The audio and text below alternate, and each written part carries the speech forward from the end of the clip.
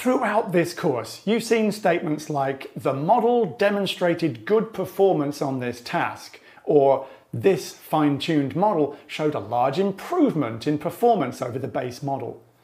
What do statements like this mean? How can you formalize the improvement in performance of your fine-tuned model over the pre-trained model you started with?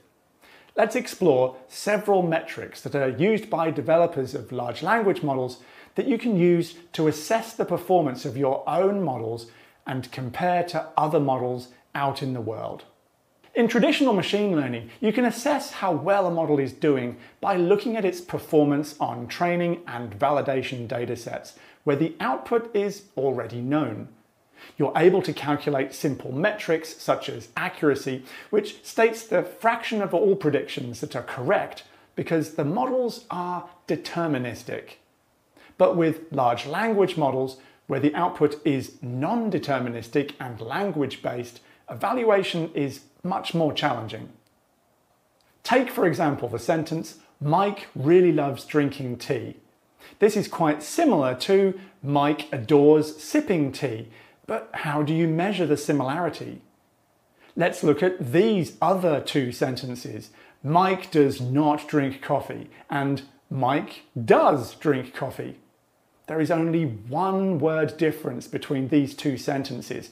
However, the meaning is completely different. Now, for humans like us with our squishy organic brains, we can see the similarities and differences. But when you train a model on millions of sentences, you need an automated, structured way to make measurements. ROUGE and BLEU are two widely used evaluation metrics for different tasks. ROUGE, or Recall-Oriented Understudy for Gisting Evaluation, is primarily employed to assess the quality of automatically generated summaries by comparing them to human-generated reference summaries. On the other hand, BLEU, or Bilingual Evaluation Understudy, is an algorithm designed to evaluate the quality of machine-translated text, again by comparing it to human-generated translations. Now, the word bleu is French for blue. So you might hear people calling this blue, but here I'm going to stick with the original bleu. Before we start calculating metrics, let's review some terminology. In the anatomy of language, a unigram is equivalent to a single word. A bigram is 2 words, and n-gram is a group of n words. Pretty straightforward stuff. First, let's look at the ROUGE-1 metric. And to do so, let's look at a human-generated reference sentence, "It is cold outside," and a generated output, "It is very cold outside." You can perform simple metric calculations similar to other machine learning tasks using recall, precision, and F1. The recall metric measures the number of words or unigrams that are matched between the reference and the generated output, divided by the number of words or unigrams in the reference. In this case, that gets a perfect score of 1, as all the generated words match words in the reference. Precision measures the unigram matches divided by the output size, and the F1 score is the harmonic mean of both of these values. These are very basic metrics that only focus on individual words, hence the 1 in the name, and don't consider the ordering of the words, so it can be deceptive. It's easily possible to generate sentences that score well, but would be subjectively poor. Stop for a moment and imagine that the sentence generated by the model was different by just one word, not. So it is not cold outside. The scores would be the same. You can get a slightly better score by taking into account bigrams, or collections of 2 words at a time from the reference and generated sentence. By working with pairs of words, you're acknowledging in a very simple way the ordering of the words in the sentence. By using bigrams, you're able to calculate ROUGE-2. Now you can calculate the recall, precision, and F1 score using bigram matches instead of individual words. you'll notice that the scores are lower than the ROUGE 1 scores, and with longer sentences, the greater chance that bigrams don't match and the scores may be even lower. Rather than continue on with ROUGE numbers growing bigger to n-grams of 3 or 4s, let's take a different approach. Instead, you'll look for the longest common subsequence present in both the generated output and the reference output. In this case, the longest matching subsequences are "it is" and "cold outside", each with a length of 2.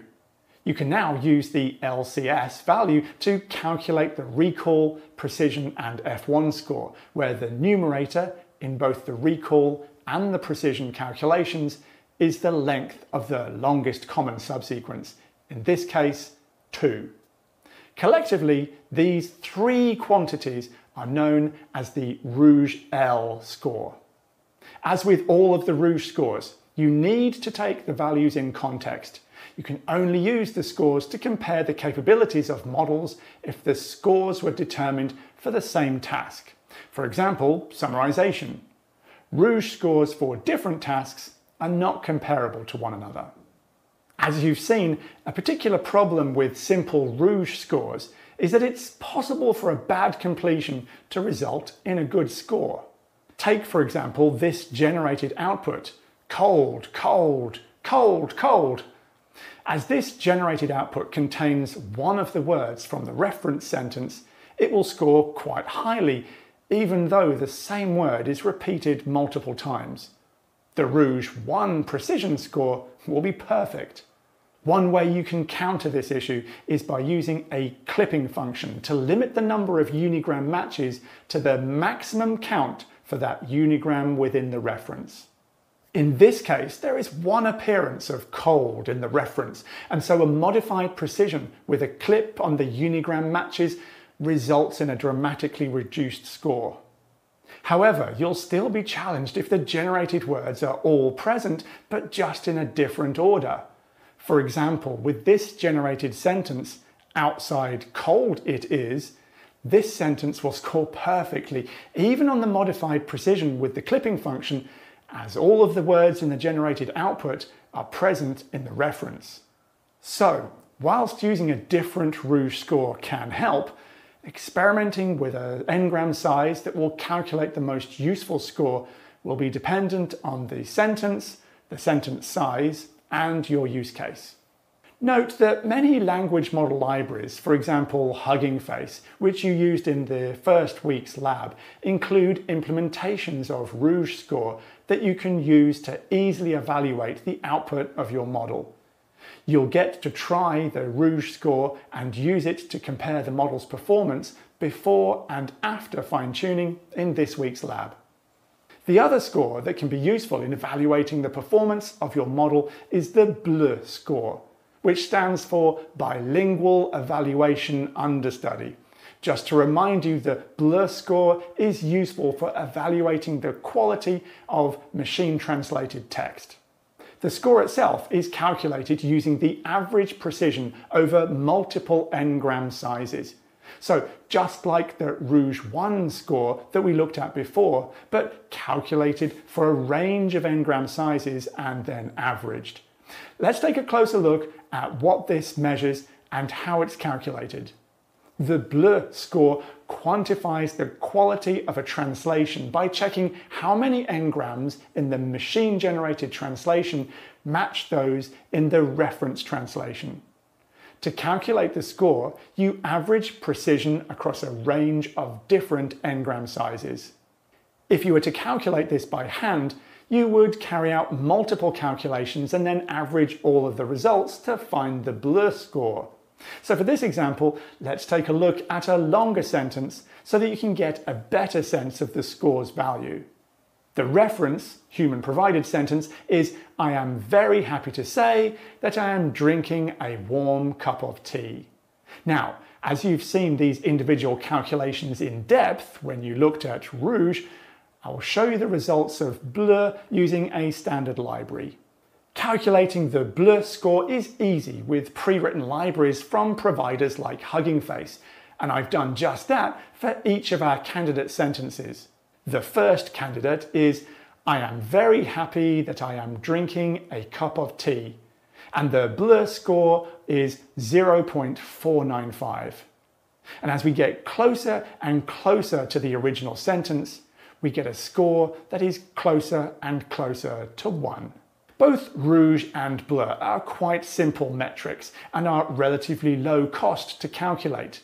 You can use them for simple reference as you iterate over your models, but you shouldn't use them alone to report the final evaluation of a large language model.